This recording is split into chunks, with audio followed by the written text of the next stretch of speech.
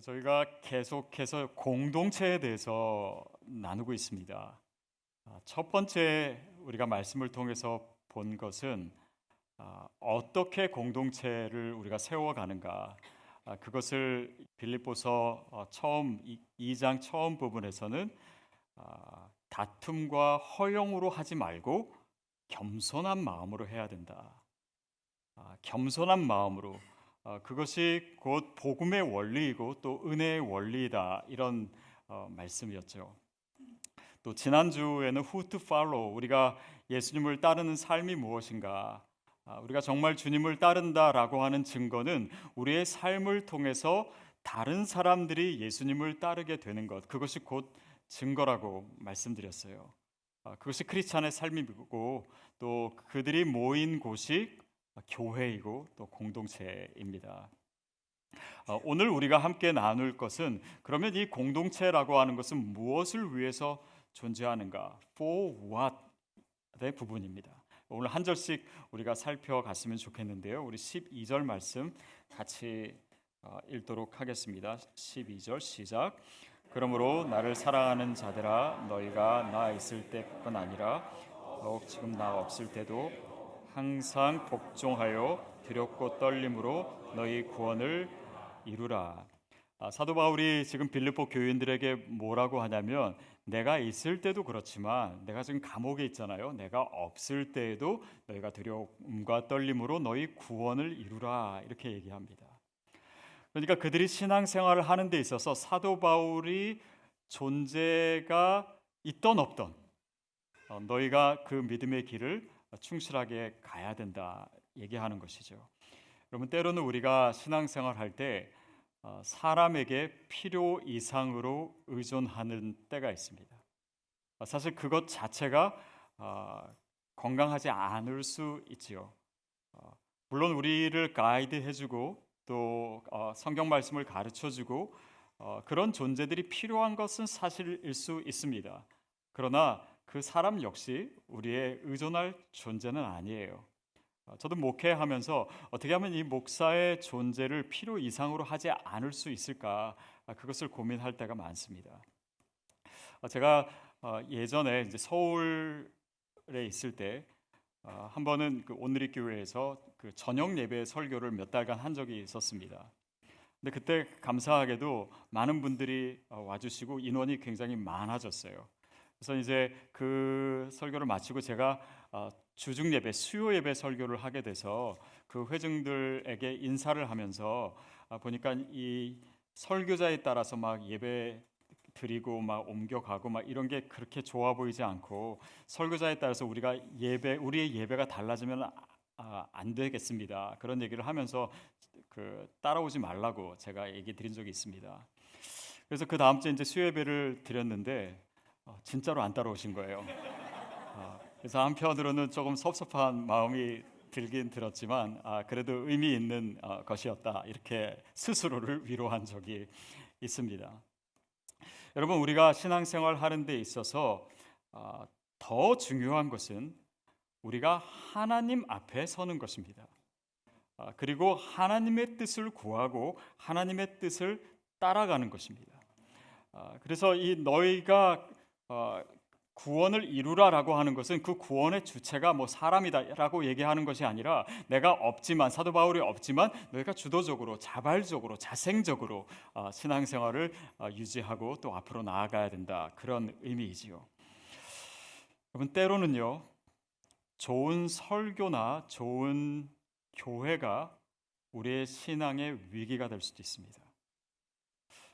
어떤 분들은 좋은 설교를 듣는 것만으로 내가 좋은 신앙생활을 하고 있다라고 착각해요. 내가 좋은 교회를 다니고 있으면 내가 좋은 신앙인이라고 생각합니다. 아니요, 좋은 설교나 좋은 교회가요, 여러분의 신앙 상태를 보장해 주지 않습니다. 또 어떤 분은 반대로 생각합니다. 내 신앙에 문제가 있는 것은 다 교회 탓이고 아니면 저 목사님이 설교를 못하기 때문이야. 실제로 저는 그런 분 만나본 적이 있어요. 어느 분이 이제 자신이 다니는 교회 목사님의 설교에 대해서 좀 불만이 많으시더라고요. 그런 얘기하면서 나를 보라고, 내가 10년 동안 그 목사님 설교 들었는데 하나도 안 변했다고. 그걸 마치 자랑처럼 얘기하시는데 이게 뭔가 싶더라고요. 여러분, 신앙이라고 하는 것은요, 나의 것입니다. 내가 누구를 탓하거나 아니면 누구를 전적으로 의지하거나라고 하는 그런 차원이 아니에요.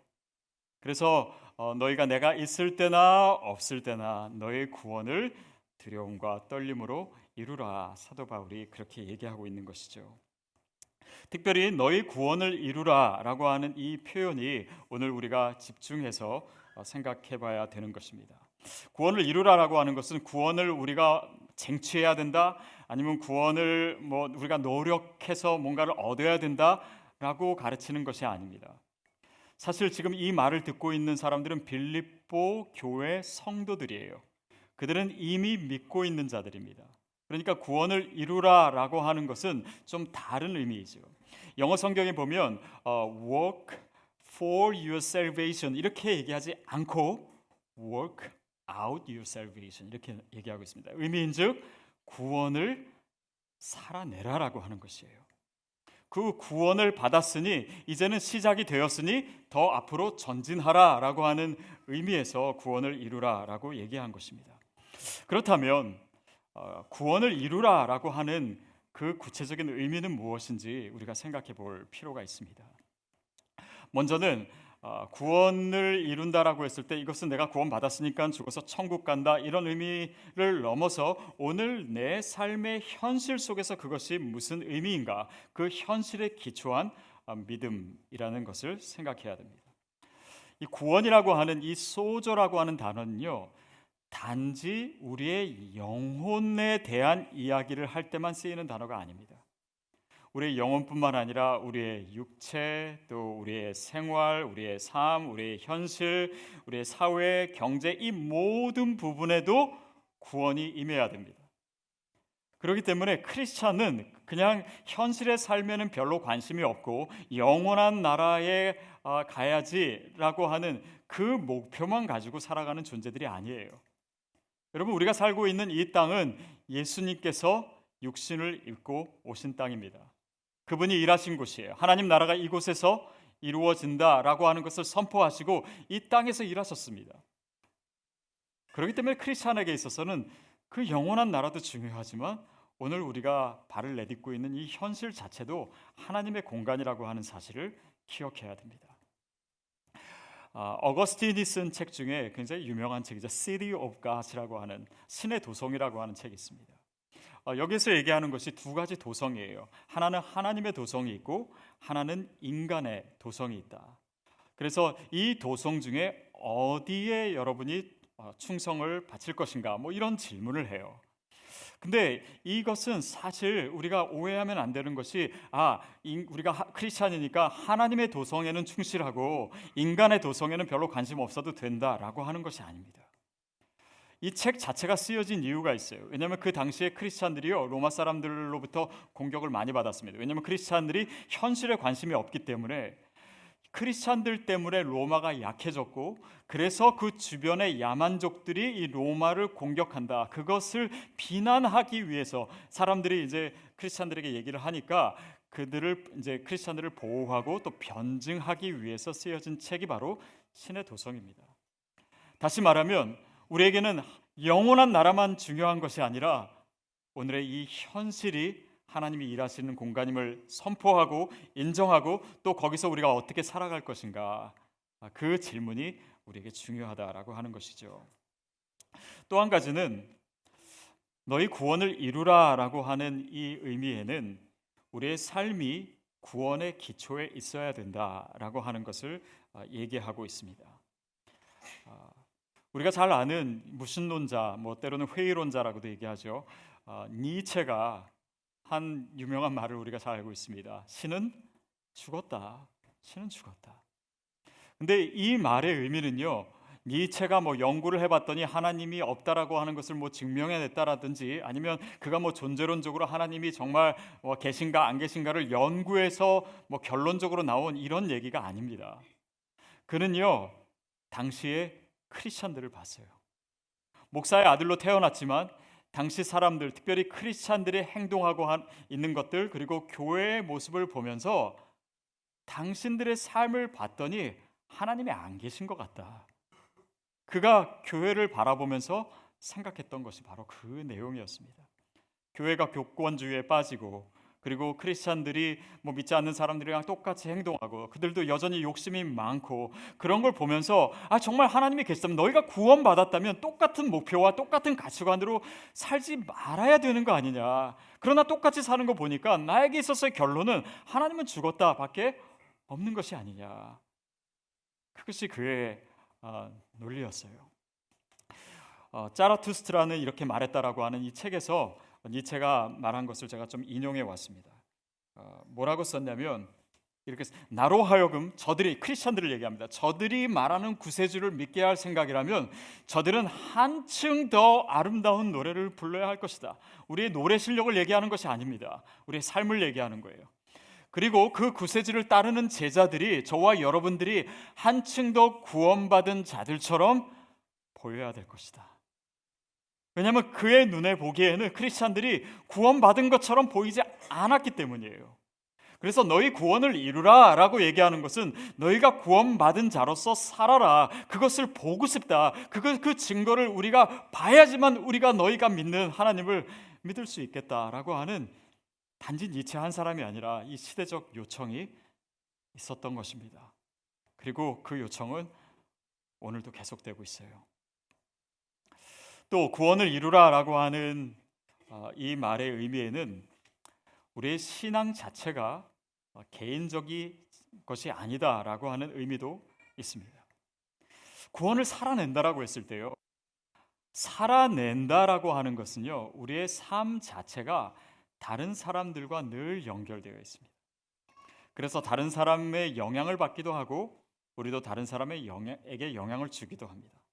다른 사람의 삶에 있었던 안 좋은 결과가 내 삶에 있어서 기회가 되기도 하고, 또 다른 사람에 있어서 좋은 일이 또 내 삶에 안 좋은 일로 오기도 하고, 이렇게 다 서로 인터랙션이 있고 엮여져 있어요. 제 아내를 짝사랑했던 교회 오빠의 첫사랑이 실패했기 때문에 제가 제 아내랑 결혼하게 된 것입니다. 다 연관이 되어 있어. 저는 그분을 알지도 못하지만은 다 그래도 우리의 삶에서 뭔가가 연결되어 있는 것이에요. 하물며 크리스찬의 삶은 어떻습니까? 우리 삶이 다른 사람과 연결되어 있지 않다고요? 우리 크리스찬의 신앙이 개인적인 것이라고요? 아니요, 그렇지 않습니다. 우리가 예수를 믿었으니 구원 얻는다, 그것이 우리의 믿음입니다. 아니, 어떤 사람은 내가 예수를 믿으니까 조금 더 올바로 살아야겠다, 그래서 정말 주님을 닮은 모습으로 산다. 그런데 여기까지도요, 역시 개인적인 구원의 차원에만 머물러 있는 사람이 있어요. 그냥 기독교 신앙이라는 여전히 그냥 내 거예요. 내가 전부예요. 내 중심적이에요. 내가 구원받으면 되는 거예요. 내가 좀 인격 성숙하면 되는 거예요. 더 이상의 의미가 없는 것처럼 신앙생활하고 있다면 사실은 기독교 복음의 너무나 중요한 부분을 우리가 놓치고 있는 것입니다. 여러분, 우리의 인생은요, 하나님의 큰 이야기의 일부분입니다. 우리의 삶이요, 하나님의 그 크신 이야기에 서론, 본론, 결론을 다 담을 수가 없어요. 그 구원의 이야기는요, 우리의 기대보다, 상상보다 훨씬 더 큰 이야기입니다. 그 지도의 한 부분을 우리가 차지하고 있는 것이고, 우리의 구원의 의미는 그 큰 구원의 이야기의 한 부분을 차지하고 있는 것이에요. 다시 말하면 하나님 나라의 이야기입니다. 단지 내 일이 아니에요. 내가 구원받는다, 이 의미보다 훨씬 더 큰 것입니다. 그래서 사도 바울은 너희 구원을 이루라 라고 하는 명령 속에 두렵고 떨림으로, 두려움과 떨림으로 라고 하는 부사를 추가합니다. 왜냐하면 이게 단지 내 일이 아니기 때문에 내가 함부로 할 수가 없는 거예요. 이것이 하나님의 일이기 때문에, 하나님의 크신 일이기 때문에, 전 인류의 역사가 바로 이 이야기를 통해서 진행되기 때문에 내가 주님의 일을 감당하는 내 인생을 함부로 살아갈 수 없는 것입니다. 그것이 의미예요. 단지 내 시간이 아니에요. 내가 차지하는 공간의 이야기가 아닙니다. 단지 내 믿음의 문제가 아니에요. 사도 바울이 디모데에게 얘기했던 것처럼 내 진보를 모든 사람에게 알게 하라. 네가 날마다 변화되고 있다는 것을 모든 사람이 알게 하라. 그리하여서 내 자신을 구원하고 내가 날마다 변화되고 있다는 것이 내가 구원받았다라고 하는 증거이고, 그리고 내 말을 듣는 자를 구원하리라. 그러니까 내가 믿음이 자라고 있다라고 하는 사실이 다른 사람의 영혼에, 다른 사람들의 구원에 있어서 너무나 큰 역할을 하고 있다는 것입니다. 그래서 우리의 믿음은, 우리의 구원은 개인적이지 않아요. 공동체적입니다. 그리고 사도 바울은 1장 마지막 절부터 계속 공동체 이야기를 하고 있는 것이에요. 13절 말씀 같이 읽겠습니다. 13절 시작. 너희 안에서 행하시는 일은 하나님이시니 자기의 기쁘신 뜻을 위하여 너에게 소원을 두고 행하게 하시나니. 하나님께서 일하시는데요, 자기의 기쁘신 뜻을 위해서 일하십니다. 하나님의 뜻이에요. 하나님의 꿈입니다. 하나님의 비전이에요. 그리고 그 소원을 두고 하나님의 계획 가운데 저와 여러분을 통해서 일하신다라고 하는 내용입니다. 그러니까 너의 구원을 이루라라고 하는 뜻은요, 그의 기뻐하시는 뜻이 이루어진다라고 하는 의미입니다. 세상을 향한 그의 구원의 계획, 그것이 이루어진다라고 하는 의미고, 하나님 나라의 비전에 참여한다라고 하는 의미예요. 근데 우리의 신앙생활이 이제 개인적인 거에 머문다고 하는 것은 마치 이런 얘기입니다. 막 비바람이 쳐요. 근데 우리가 기도합니다. 하나님, 이 비바람 좀 멈추게 해주세요. 아니, 비바람 그거보다도요, 내가 이게 조금 추우니까 이 추위를 좀 덜 탈 수 있는 옷을 주세요. 옷 하나만 주세요. 기왕에 주실 거면 좀 비싼 걸로 주세요. 아니면 좋은 걸로 주세요. 두꺼운 걸로 주세요. 아니요, 근데 하나님이 우리에게 원하시는 것은요, 단지 그런 것이 아닙니다. 비바람이 치고 있다면 이 폭풍우를 잠재우는 하나님의 나라의 일에 동참하라라고 하는 것입니다. 어쩌면 이 시대가 그런 폭풍우 가운데 있습니다. 근데 하나님께 우리가 간구하는 것은 늘 옷 주세요, 늘 신발 주세요, 늘 목걸이 사주세요, 이게 아니라 이 폭풍우를 잠재우는 하나님의 일에 저와 여러분을 부르셨다라는 것이에요. 그게 우리가 여기 모여있는 이유 아닙니까? 그리고 이 말씀이 우리에게 주어지는 이유가 아니겠습니까? 그래서 13절 말씀에는요, 하나님이 행하신다라고 하는 것이 두 번이나 나옵니다. 하나님이 행하세요. 하나님의 기쁘신 뜻을 위해서요, 하나님이 행하세요. 이 말은 무슨 말입니까? 하나님이 하신다는 거예요. 그분은요, 사실 제 도움이 별로 필요 없으신 분이에요. 얼마든지 일하실 수 있습니다. 그분의 기쁘신 뜻을 위해서 정말 온 열방의 주의 복음을 전하고 이 세상 가운데 하나님의 나라를 확장시키고 그분의 일은 그분이 하실 수 있어요. 그런데 저에게서 중요한 건 뭐냐면 그 영광스러운 일에 내가 참여할 수 있는가 없는가예요. 그 영광스러운 일을 하시는 데 있어서 시드 교회가 참여할 수 있는가 없는가입니다. 하나님이 하세요. 그러나 오늘 우리가 구해야 될 것, 또 우리가 기대해야 될 것, 소망해야 될 것이 바로 그것입니다. 여러분, 시드 교회는 하나님이 하실 줄로 믿습니다. 시드 교회는 제가 없어도 돼요. 하나님이 하십니다. 여러분, 이 우리의 삶에 일어나는 이 많은 일들, 하나님의 일들, 디아스포라 선교, 그거요, 하나님이 하십니다. 꼭 제가 나서서 뭘 하지 않아도 하나님은 얼마든지 하시는 분이에요. 그런데 우리가 참여해야 한다. 이것이 우리의 삶의 의미이고 영광이 되는 것이죠. 자, 그러면 어떻게 우리가 이 하나님 나라의 일에 참여할 수 있을까요? 하나님의 기쁘신 뜻을 위해서 우리 인생이 사용될 수 있을까요? 그것에 대해서 14절부터 얘기하고 있습니다. 14절 말씀 함께 읽겠습니다. 시작.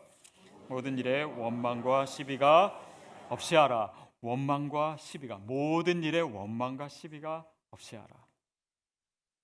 사실 주님의 일을 하면서도요, 우리 안에 원망이 생길 때가 있습니다. 시비, 옳고 그름을 내가 따져가지고 뭔가 문제를 삼을 때가 있어요.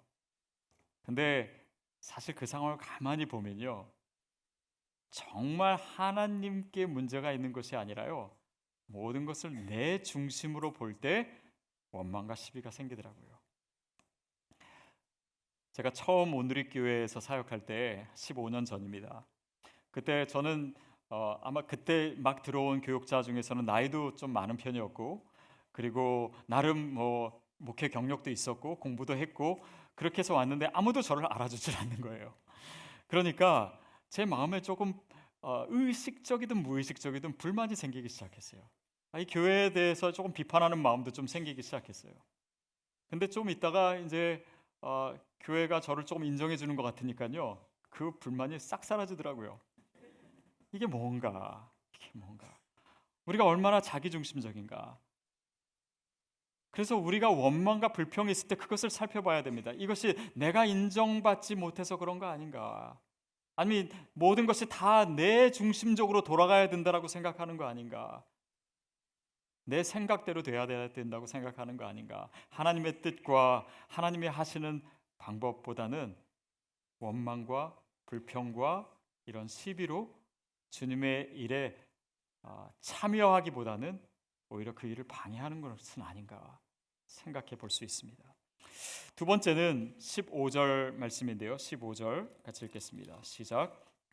너희가 흠이 없고 순전하여 어그러지고 거스르는 세대 가운데서 하나님의 흠없는 자녀로 그들 가운데 빛들로 나타내며 흠이 없고 순전하여 이렇게 표현되어 있습니다. 흠이 없다라고 하는 것을 NIV에서는 blameless 그리고 순전하여는 harmless 이렇게 쓰였습니다. 근데 이 blameless 이게 책임을 뭔가 이렇게 blame 하는 것 할 수 있는 것이 없다는 것 그것은 사실은 내 시각이 아니라요 외부의 시각입니다. 다른 사람이 보기에 흠이 없어야 되는 것이에요. 그러니까 크리스천으로서 내가 나만 그냥 정직하면 되지 이게 아니라요. 사실 내 삶을 바라보는 다른 사람에게까지 그 시선까지 내 삶은 책임이 있는 것입니다. 그러니까 겉으로 드러나는 모습은 중요하지 않느냐? 아니요. 크리스천에게는 중요해요. 그런데 단지 그것만이 아닙니다. harmless라고 하는 것은 해를 끼치지 않는 이런 의미가 아니라 순전한 그 내면에서 순수하고 온전한. 그러니까 이 말의 뜻은 겉으로 드러나는 것과 내 안에 있는 것이 일치된 모습을 얘기하는 것입니다. 그게 바로 진정성이에요. 그게 바로 인테그리티입니다. 하나님의 일은 누구를 통해서 이루어지냐면 그냥 겉모습만이 아니라 아니면 밖으로는 아무런 관심도 없고 그냥 내면만 생각하는 자가 아니라 이 두 가지가 일치되는 그 진정성을 통해서 하나님은 일하시기를 원하세요. 저는 저와 여러분이 바로 그 인테그리티를 갖게 되기를 바랍니다. 하나님 앞에 순전하기를 축복합니다. 그게 하나님이 쓰시기에 편한 사람이에요. 세 번째는 15절에 이렇게 표현되어 있습니다. 세상에서 그들 가운데서 빛들로 나타내며. 이거는 뭐냐면 다른 버전에서는 이렇게 번역되어 있습니다. 하나님의 자녀들로서 세상에서 하늘의 별들처럼 빛나게 하려는 것이다. 여러분 하늘의 별을 생각해 보세요. 크리스찬들이 하늘의 별 같다라고 하는 것은요. 별이 반짝반짝거립니다. 근데 그 별이 밤하늘의 색깔, 그 어두운 색깔과 똑같으면요. 절대 반짝거릴 수가 없습니다. 다시 말하면 뭡니까? 전혀 대조되는 색을 가지고 있을 때예요. 하나님의 나라를 위해서 우리가 살아간다라고 할 때 우리 삶에 요청되는 하나님의 방법은 결코 세상과 같지 않습니다. 그렇기 때문에 우리가 세상에 살면서 때로는 힘들고 어려운 일들이 있을 수밖에 없는 것입니다. 어떤 분들은 이렇게 얘기하시는 분들, 나는 신앙생활하는데 너무 행복하다, 너무 편하다, 아무런 갈등도 없고 아무런 문제도 없고. 만약에 여러분 그러시다면 감사할 일입니다.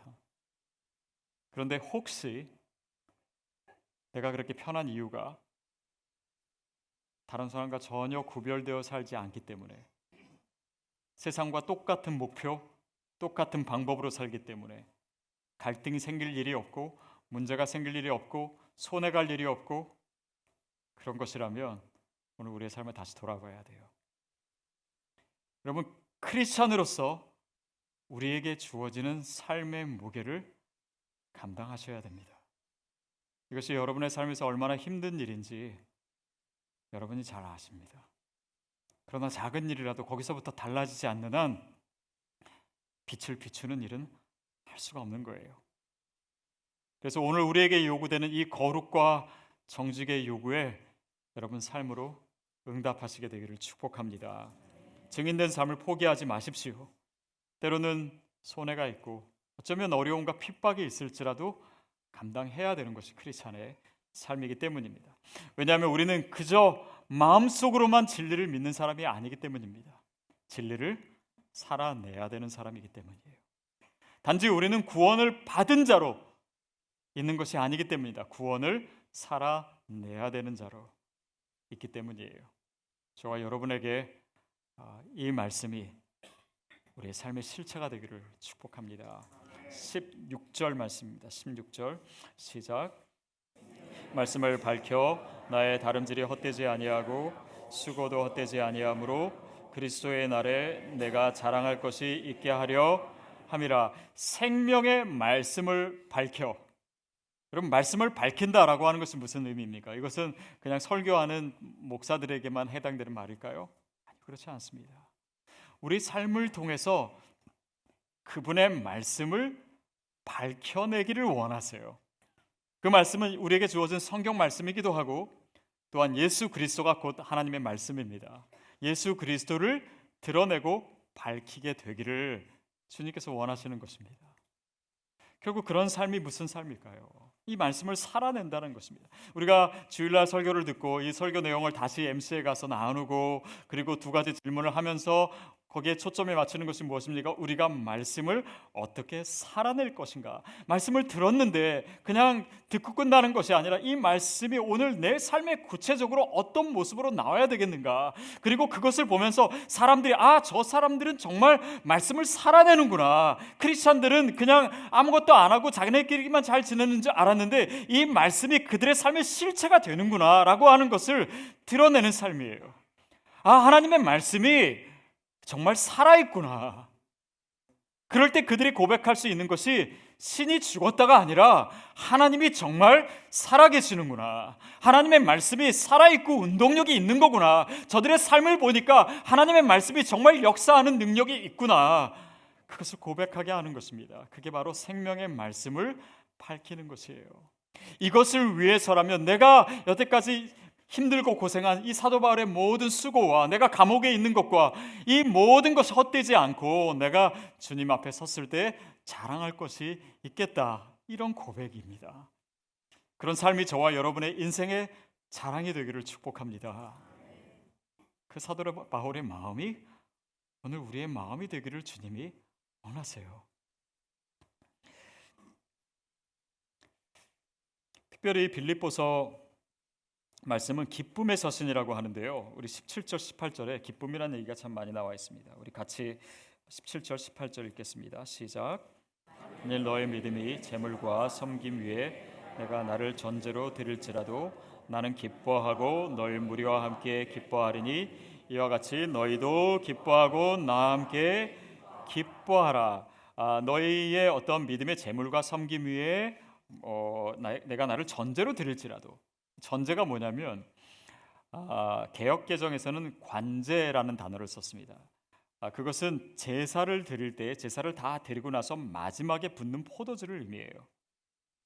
다시 말하면 그것은 피를 의미합니다. 사도 바울의 희생을 의미하는 거예요. 그러니까 너희가 헌신하고 너희가 살아가는 이 모든 것에 내가 희생할지라도 내가 기뻐할 수 있다. 왜냐하면 그것이 가장 내 삶에 있어서 의미 있는 일이기 때문에, 그것이 하나님의 기쁨에 동참하는 것이기 때문에, 내가 죽더라도 내가 희생하더라도 내가 어떤 고생을 하고 내가 지금 감옥에 있더라도 내가 기쁘게 이 일을 감당할 수 있습니다. 고백한 거예요. 그럼 빌립보서가 옥중서신이라는 것을 우리가 알고 있습니다. 사도 바울이 감옥에 있으면서 쓴 책이에요. 근데 그가 감옥에서 쓴 책이 이렇게 기쁨을 이야기하는 이유는 무엇입니까? 내가 감옥에 있어서 힘들고 어려운 것보다도 비교할 수 없는 더 위대한 가치를 내가 발견했기 때문에 기뻐하는 거예요. 여러분, 우리가 기쁘게 고생합시다 라고 하는데 바로 그것이 요청될 수 있는 이 상황이 바로 이것입니다. 더 높은 가치를 내가 알았기 때문에, 그것이 나에게 기쁨이고 그것이 하나님의 기쁨이고 그것이 내 희생과 내 온 삶을 바쳐서도 감당할 수 있는 그런 위대한 것이기 때문에 그런 고백을 할 수 있는 것이에요. 사랑하는 여러분, 우리가 기쁘게 고생할 수 있게 되기를 바랍니다. 무엇을 위해서? 하나님의 기뻐하시는 뜻을 위해서, 하나님이 하시고자 하시는 주님의 비전을 위해서 그렇습니다. 정말 말씀과 기도 위에 견고한 교회를 세우는 일, 그리고 하나님 안에서 정말 아름다운 공동체를 이루고 우리의 삶의 자리에 하나님의 나라를 세우는 일들, 그리고 열방에 흩어져 있는 디아스포라를 통해서 하나님의 복음이 이 세대 가운데 전해지는 그 위대한 주님의 사명을 위해서 내가 그 하나님의 일에, 그 하나님의 기쁨에 참여할 수 있습니다. 기뻐할 수 있습니다. 그 고백입니다. 지난주에 저희 이중 언어권 모임을 했습니다. 물론 다 오신 건 아니지만 생각보다 많은 분들이 오셨어요. 한 30여 명이 오셔서 이런저런 이야기를 나눴습니다. 근데 너무 감사했어요. 너무 기뻤습니다. 정말 하나님께서 디아스포라를 통해서 하시려고 하시는 그 일들을 위해서 정말 이분들을 준비시키셨구나.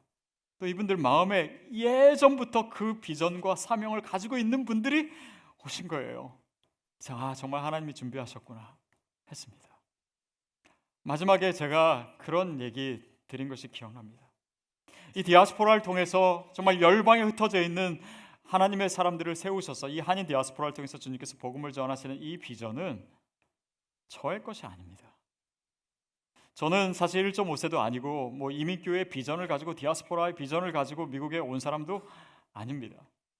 근데 왜 하나님은 저 같은 사람을 통해서 이 일을 하게 하실까요? 오히려요, 이 디아스포라들이요, 디아스포라 자신을 잘 못 봅니다. 1.5세들이요, 자신들이 얼마나 중요한 존재라고 하는 것을 스스로 깨닫지 못해요. 그냥 여기에도 속하지 못하고 저기에도 속하지 못하는 그런 상처를 가지고 있는 디아스포라들도 많습니다. 그런데 누군가 그들을 객관적으로 봐주고 그들이 얼마나 중요한 존재인지를 얘기해주고 그들에게 박수 쳐주고 그들의 대변인이 될 수 있다면 저는 그것이 제 역할이 아닌가 싶어요. 디아스포라는요, 여전히, 이 말을 오해하지 마십시오. 여전히 제 비전이 아닙니다. 이 비전은 하나님의 비전이에요. 저의 비전은 뭐냐면요, 하나님의 비전을 이루는 것이 저의 비전입니다. 그분의 꿈이기 때문에, 그분이 하시고자 하시는 일들이기 때문에, 그분이 기뻐하시는 뜻이기 때문에 저는 그분의 뜻이 이루어지는 것을 보고 싶어요. 그게 제 비전이에요. 여러분, 오늘 우리가 구원받은 자로, 또 구원받을 자로 여기 있습니다. 두려움과 떨림으로 너희 구원을 이루라. 이것이 바로 하나님의 뜻이 이루어지는 것이에요. For what? 우리의 교회가, 우리의 공동체가 무엇을 위해서 존재하는가? 그것이 바로 하나님이 기뻐하시는 뜻인 줄 믿습니다. 그 위대한 하나님의 역사에 우리가 참여하는 것이에요. 여러분, 그것이 바로 시드교회의 비전입니다. 그것이 바로 하나님의 꿈이에요. 그것이 바로 저의 비전입니다. 그럼 여러분의 비전은 무엇입니까? 그리고 그 비전을 어떻게 이루면서 사실 겁니까? 우리의 공동체는, 우리의 신앙은, 우리의 관계는, 우리의 가정은, 우리의 교회는 무엇을 위해서 존재하는 것입니까?